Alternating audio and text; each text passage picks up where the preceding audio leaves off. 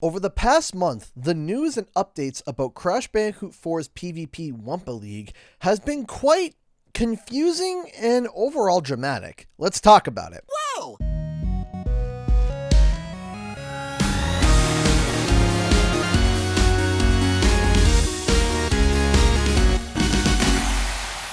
What's up guys, Canadian Guy here, and back with a brand new Crash Bandicoot 4 It's About Time video. So a few weeks back, I made a video talking about the heavily implied multiplayer update for Crash Bandicoot 4 It's About Time that we as fans have nicknamed Wumpa League. The reason being is because of the giant banner in the back of this video showing the words Wumpa League. Other evidence found was that when you 106% the game and return to the TV in Rude Awakening, there's a flash of this image, causing massive amounts of speculation, as the color scheme matches the Wumpa League banner and of course there being a Wumpa fruit in the center.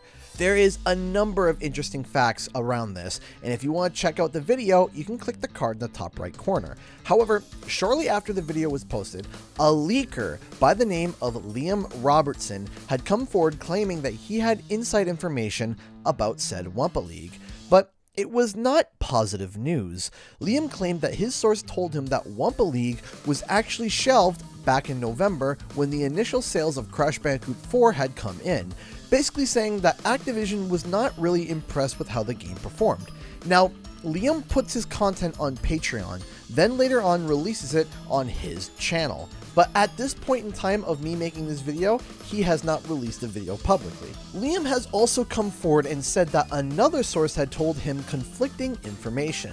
So, suffice to say, there is a lot up in the air right now. This fiasco, however, has definitely confused the fan base and caused everyone to get into a tizzy.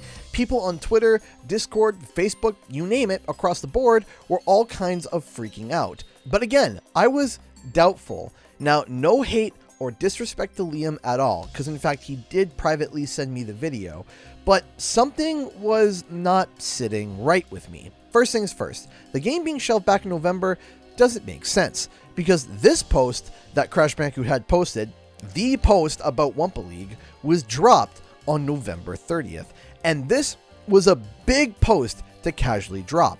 If Wumpa League is or was shelved, then they should have removed this banner on the social media post or not post it at all. Otherwise, that's a failure on the Activision marketing team. They know that Crash and Spyro fans investigate every single pixel of every single thing that they post. Remember the Spyro drone post way back in the day where if you look in the background, we saw a tiny Crash in a cart, and then a few days later the Game Awards happened and CTR Nitro Fueled was announced? Yeah, this was a thing. But the hole goes deeper. Back when the game was data mined, something was discovered in a Project Lava folder. In it was this burger parachute. Now apparently, Wumpa League is supposed to have a similar parachute mechanic like Fortnite, Apex Legends, and all the other battle royales. I don't know how it would work, but you can't argue with the fact that it's, there in the files.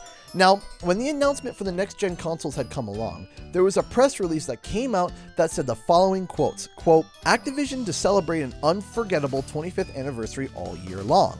Fans should also be on the lookout for tons of fantastic festivities from Activision Blizzard aimed to engage Crash Bandicoot fans throughout the year. Fans can expect more information on the PC edition at a later date, along with other fun happenings in celebration of the franchise's 25th anniversary." This press release was set to release on February 9th, 2021. As you can see though, multiple times does this press release refer to some sort of content happening throughout 2021, as it's Crash's 25th anniversary. Of course, it doesn't mention anything of new game modes, but it implies that content definitely coming throughout the year. Now, I dedicated an entire video to this, but Crash Bandicoot 4 It's About Time has come to Battle.net, Blizzard's and Activision's PC client. Now, this could be a sign towards multiplayer content as well. Why? With the exception of the remaster of Call of Duty Modern Warfare 2, every game on that client has a multiplayer aspect to it. And of course, Wumpa League being multiplayer, it would fit perfectly on the PC client. Also, with the release of the Nintendo Switch, Xbox Series X, and PlayStation 5 ports, there have been some changes that were noted under the hood. The biggest one being Polar's hitbox, allowing for players to get that insanely perfect relic a lot easier than before. But not just that, but colors, lighting, and a whole bunch of other aspects like a wall that was missing in the original version was also implemented. So obviously, they went through the game again and made some changes. Maybe some changes that we haven't even seen yet. Well, over on the Switch version, the mad lad Kevin Fagarigan, who's become infamous in the franchise to 106% Crash 4 multiple times, has already 106% the Switch version. I asked him if he could run over to the TV and check if the little tease that we saw before was still there. And lo and behold, he checked it and that little tease still pops up. Now, if Wumpa League was shelved, or they did not have any plans for it anymore, then I would think that they would have gone back and removed that little tease when they went back to make the fixes that they made. But they didn't. It's still there, clear as day. On top of that, for the new versions of the game, there is a little pop-out that sometimes happens on the left side of the screen that shows a Wi-Fi signal, checking to see if you are still online. Yes, you can play the game offline, of course, and there's no issues, but why would this be implemented in for a single-player game if there's no multiplayer planned? Finally, we just had Lou Studdard, creative producer from Toys for Bob, on the channel for a great half-an-hour talk. You can check out the full interview in the top right corner. Now, I asked about this logo that we have seen popping up and teasing us, and this is what he had to say. So I do got a question here that a little spicy, may not be the answer, but we're gonna go forewarning, a little spicy. Do I need some milk? Maybe. Cool the spice. So when you 106% the game, which is something very few people can do, ever. When you go back to Rude Awakening and you hit the TV, a little logo pops up for a split second. Can you comment on it, or is it more of a stay tuned type of situation? What is this? I'm not familiar with. You're not familiar? This. No. What are you referring to? I don't know what it ever could be that you are inferring and or referring to. All right, I'll slide that one aside. Now, I'm not going to put words in Lou's mouth, and I'm not going to comment anymore on this, so you take this statement as you like. Now, I want to swing back to Liam for a second. Again, I don't want you guys to attack him in any way, because he may have been initially technically right. Wumpa League may have been shelved or pushed back on Toys for Bob's side, but Activision may have given the project to Beanox, hence why Liam is now getting conflicting sources. Why give it to Beanox?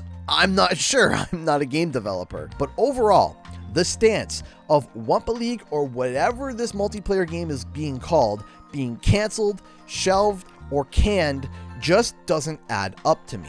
There's too much evidence saying that at least something is coming.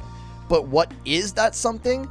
I have no idea, but I am not convinced that whatever this project is has gone to the wayside. But what do you guys think? Do you think Wumpa League is still a thing? Comment below and let me know.